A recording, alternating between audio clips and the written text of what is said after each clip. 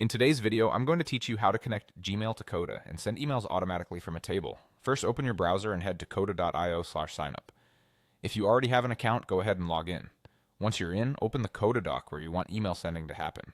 This can be a new blank doc or an existing one that already has your data. Look to the top right of your screen and click Insert. In the panel that opens, select Packs. Packs are Coda's way of connecting your doc to outside services. In the search bar, type Gmail, then click on the Gmail pack and choose Install.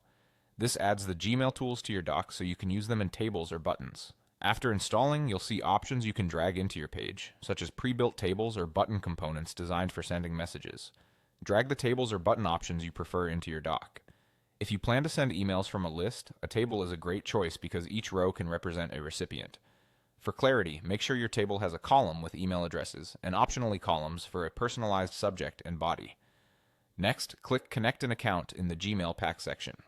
Sign in with Gmail using the account you want to send from. Coda will request permission to send mail on your behalf. Approve those prompts so the pack can function. Now let's wire up the email field so messages send to the right people with the right content. In the email configuration for your table or button, set the To field to your email column.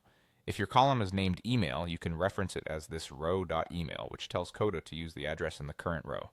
For subject, you can type a fixed subject or point it to a column so each row can have its own subject line.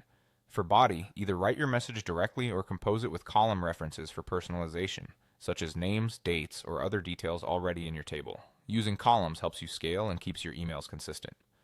When your fields look good, click Save. That stores your configuration and ties the Gmail pack to your table or button.